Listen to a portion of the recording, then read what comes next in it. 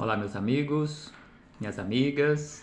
Aqui nos encontramos mais uma vez para mais um momento de estudo, mais um momento de reflexões acerca do Evangelho do Cristo à luz da doutrina espírita.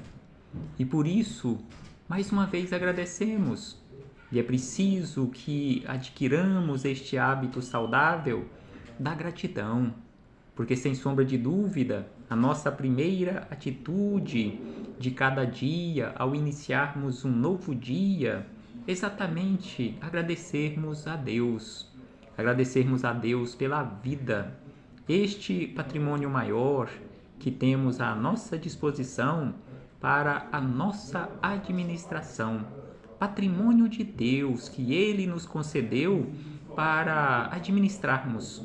Por isso, agradeçamos a Deus, agradeçamos a Jesus de Nazaré, nosso Mestre e Senhor, guia e modelo para toda a humanidade, por estes ensinamentos maravilhosos que Ele nos deixou de forma exemplificada, conforme nós encontramos em suas biografias ou em seus evangelhos de amor.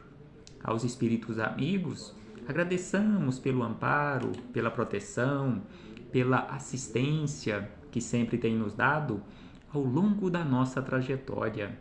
Estes abnegados companheiros que constantemente estão conosco, nos auxiliando, indicando através das intuições os melhores caminhos, as melhores escolhas para a nossa vida.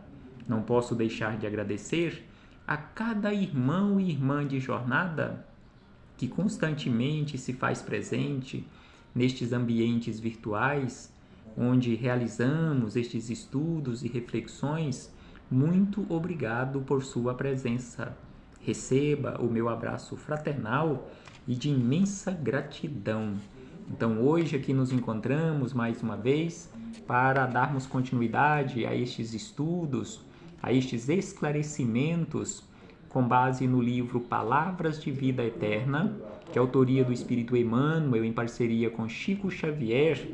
A mensagem é a que se encontra no capítulo 156, que tem como título Segundo Agimos. Então aqui Emmanuel nos traz esclarecimentos maravilhosos acerca das nossas atitudes que colheremos exatamente de acordo com a nossa semeadura, de acordo e em acordo com a nossa semeadura, a cada um segundo as suas obras. Assim nos disse Jesus, e assim continuam repetindo os espíritos amigos. Mas antes de começarmos aqui estas reflexões, faremos mais uma vez leitura do livro Vigiai e Orai, de autoria do Espírito Irmão José, em parceria com Carlos Bacelli. E a mensagem é a que se encontra no capítulo de número 80. Livro Vigiai e Orai, composto por mensagens curtas, mas com ensinamentos profundos para todos nós. Então, neste capítulo 80, sofrer por antecipação. Então aqui, irmão José, já pelo título nos chama a atenção, e que via de regra, a maioria absoluta de nós nos encaixamos aqui, porque sofremos por antecipação. E via de regra, conforme nos ensinam, nos esclarecem aqueles mais entendidos do assunto, que a maioria das coisas pelas quais nós sofremos por antecipação nunca acontecem na nossa vida. Então é por isso que irmão José nos orienta: aprenda a controlar as tuas reações.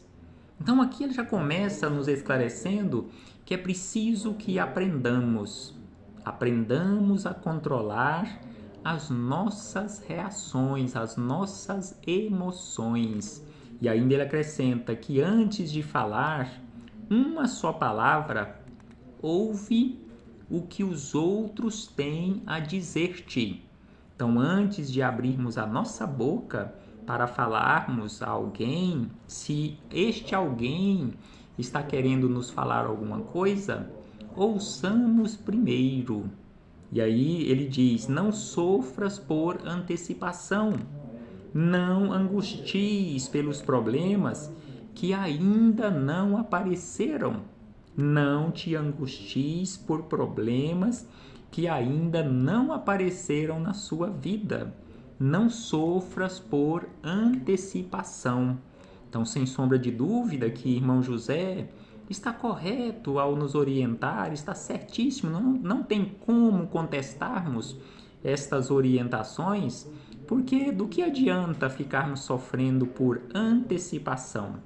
Sofrer por alguma coisa que não aconteceu, trazer do futuro para o presente, se nós não estamos dando conta de lidar, de convivermos, de resolvermos os nossos problemas, conforme nos disse Jesus, que a cada dia o seu próprio mal, ou seja, a cada dia o seu próprio problema.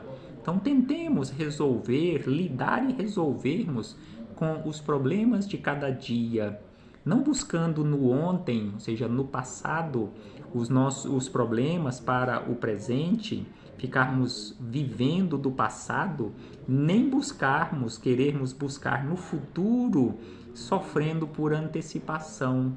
Vivamos um dia de cada vez, vivamos um problema de cada vez. E ainda ele acrescenta: não aceites a ofensa que te queiram fazer. A provocação só encontra ressonância no espírito invigilante, que lhe escancara as portas da alma.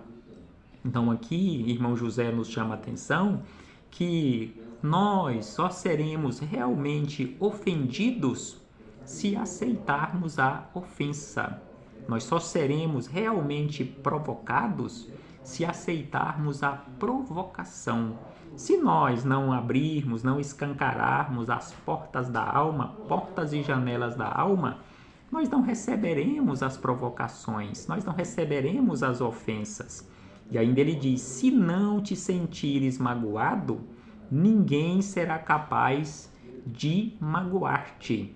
Se você não se sentir magoado, não se sentir magoada, ninguém será capaz de magoar-te. Não sejas tão suscetível. Quando te irritas, perdes o controle das próprias emoções. Sem sombra de dúvida que quando nós nos irritamos, quando desequilibramos ou entramos nestas sintonias com energias desequilibradas, sem sombra de dúvida que perdemos o controle das nossas emoções. E aí ele encerra dizendo que a dificuldade que temes talvez nem venha surgir. É o que falamos anteriormente, que via de regra, a maioria das coisas, dos assuntos pelos quais nós sofremos por antecipação, jamais acontecerão na nossa vida. E aí ele encerra: ficar na expectativa do pior é criar ambiente propício para ele. Não fiquemos na expectativa de acontecer sempre o pior. Sem sombra de dúvida que aqui, irmão José não está falando que sejamos ou que devamos nos comportar de forma imprevidente. Não é isto que ele está falando. Precisamos sim agir com previdência, mas não sofrermos por antecipação. Então aqui fechamos este parêntese com o irmão José para chegarmos nas palavras de Emmanuel, que aqui neste capítulo 156 do livro Palavras de Vida Eterna, como se fosse uma continuidade do capítulo que acabamos de refletir com o irmão José sobre as nossas atitudes, não sofrermos por antecipação, porque o título deste capítulo 156 é exatamente segundo agimos. Se sofremos por antecipação, sem sombra de dúvida, que iremos sofrer muito mais. E aí, o Emmanuel, buscando palavras do apóstolo Paulo, quando Paulo escreveu aos Coríntios, os irmãos de Corinto, no capítulo 2, versículo número 1, Paulo escreveu o seguinte: Mas deliberei isto consigo mesmo, não ir mais ter convosco em tristeza. E aí Emmanuel vem e nos esclarece da seguinte maneira: neste segundo agimos, cautela, cautela com a tristeza. Tenhamos muita cautela com a tristeza, porque sem sombra de dúvida, a tristeza é capaz de converter-se em lama de fel ou em labareda de angústia no nosso coração. Cautela com a tristeza, capaz de converter-se em lama de fel ou em labareda de angústia no nosso coração. E aí acrescenta: sentimentos, ideias, palavras e atitudes são agentes magnéticos de indução para o melhor ou pior, conforme o rumo que ele lhes traça. Então, sem sombra de dúvida, conforme o título do capítulo, segundo agimos, os nossos sentimentos, ideias, palavras e atitudes são agentes magnéticos, que conforme nós agimos, podem, sem sombra de dúvida, esses agentes magnéticos ser estes indutores para o melhor ou para o pior, conforme o rumo que lhes traçamos na nossa vida, segundo as nossas atitudes, conforme o próprio Emmanuel nos chama a atenção no livro Roteiro, capítulo de número 5, em que ele disse da seguinte maneira, que as nossas ideias, atitudes, palavras e atos são exatamente essas ideias, atitudes, palavras e atos quem definem o destino da nossa vida. Faça-se o destino. Então aqui ele nos chama a atenção que nós construímos o nosso destino exatamente com as nossas ideias, atitudes, palavras e atos. Esses agentes magnéticos que podem nos auxiliar, conforme ele disse aqui, voltando ao capítulo 156, na condição de indutores para o melhor ou para o pior, segundo o direcionamento que dermos a essas energias. De que forma estamos administrando as energias do pensamento? De que forma nós estamos administrando estas energias poderosas? E ainda ele acrescenta que queixa inútil enfraquece o otimismo, gerando desconfiança e perturbação. Sem sombra de dúvida que ficarmos nos queixando inutilmente vai gerar exatamente isto, vai enfraquecer o nosso otimismo, gerando a desconfiança e perturbação à nossa volta. Porque se estamos nos queixando inutilmente, nos queixando constantemente, quem irá acreditar, quem irá confiar em nós? E ainda ele diz que azedume corta o impulso de generosidade, aniquilando boas obras no nascedouro. Então, ficarmos agindo de forma azeda constantemente irá nos prejudicar. Conforme ele diz, azedume corta o impulso de generosidade, aniquilando boas obras no seu próprio nascedouro. Então, sem sombra de dúvida que é preciso atitude equilibrada para não entrarmos nesta sintonia com estas energias desequilibradas e desequilibrantes, agindo com azedume, porque segundo agimos, colheremos o resultado destas atitudes, ou seja, o resultado da nossa semeadura. E ainda ele diz que irritação abate as forças da alma, trazendo a exaustão prematura. Sem sombra de dúvida que queixa, azedume, queixa inútil, azedume, irritação, nada disto Nada disto nos auxilia. Não conseguimos ou não conseguiremos construir coisas boas, nos queixando inutilmente, agindo com azedume, bem como agindo com irritação constantemente. Irritação abate as forças da alma, trazendo a exaustão prematura. E ainda ele diz que mágoa anula a esperança, arrasando possibilidades de trabalho. Então, agir desta forma, constantemente magoados, magoadas, sem sombra de dúvida que vai anular as nossas esperanças, arrasando possibilidades de trabalho no bem.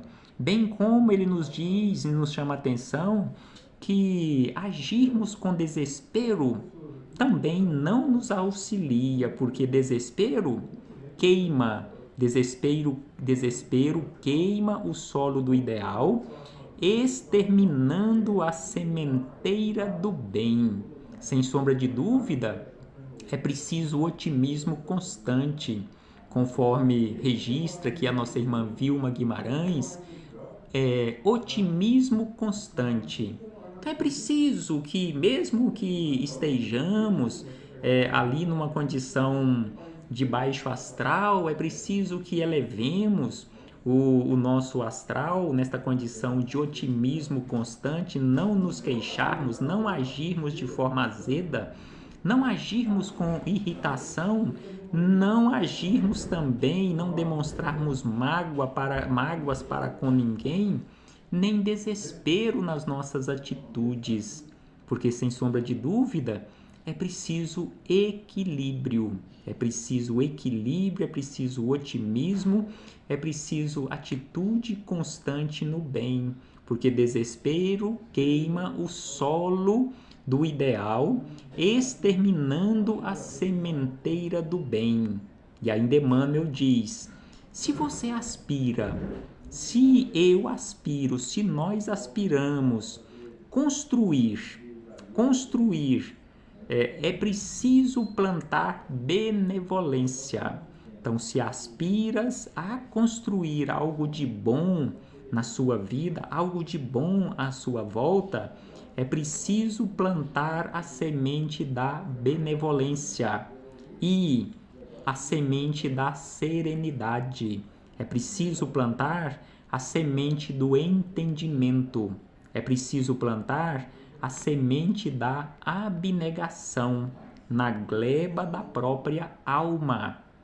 Então, se realmente aspiramos, se realmente temos como objetivo, temos como alvo principal na nossa vida a construção sólida do bem, é preciso plantarmos, é preciso semearmos na gleba da nossa alma, conforme aqui registra de forma sábia o Espírito Emmanuel, é preciso plantar na gleba da nossa alma benevolência, serenidade, entendimento e abnegação.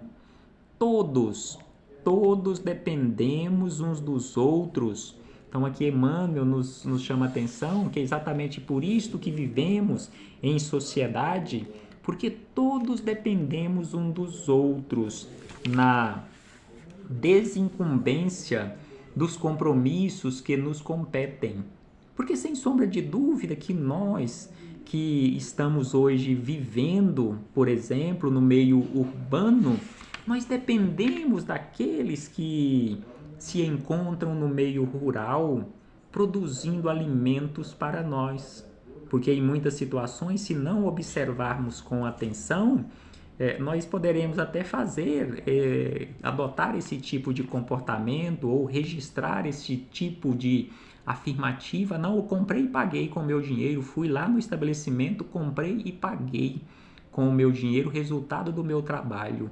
Mas se alguém não tivesse trabalhado também para colocar aquele produto no mercado, esse trabalho de cooperação, esta cadeia funcionando constantemente nesta imensa cooperação, nesta imensa colmeia da vida, se temos alimento para comprarmos com O fruto do nosso trabalho é porque também alguém trabalhou para produzir aquele produto e colocar à nossa disposição, bem como produtos que são produzidos aqui no meio urbano, que vão para o meio rural para dar condições para que no meio rural produza alimento ou outros produtos para todos os ambientes, para o meio rural, para o meio urbano e para todos os ambientes onde nós nos encontramos. Então é por isso que Emmanuel nos afirma aqui que todos dependemos um dos outros. E aí ele encerra dizendo que a vida, porém, através de todos aqueles que nos partilham a marcha, reage sobre nós, segundo agimos. Então a vida reage sobre nós segundo agimos. Conforme falamos no início, palavras de Jesus, a cada um segundo as suas obras. Ou seja, a vida te devolve exatamente em consonância com as suas atitudes, de acordo com as suas, de acordo com as minhas atitudes. Em vista disso, encerra Emmanuel, já que a vida devolve exatamente de acordo com o que agimos, em vista disso, para a execução da tarefa que nos cabe, quantos caminham ao nosso lado apenas colaboram conosco na pauta de nosso auxílio, dando-nos isso ou aquilo no tanto e na espécie daquilo ou disso que venham a receber. Então aqui Emmanuel nos fala de permuta, que cada um recebe um do outro de acordo com o que precisa, de acordo com o que necessita, de acordo com o que doa.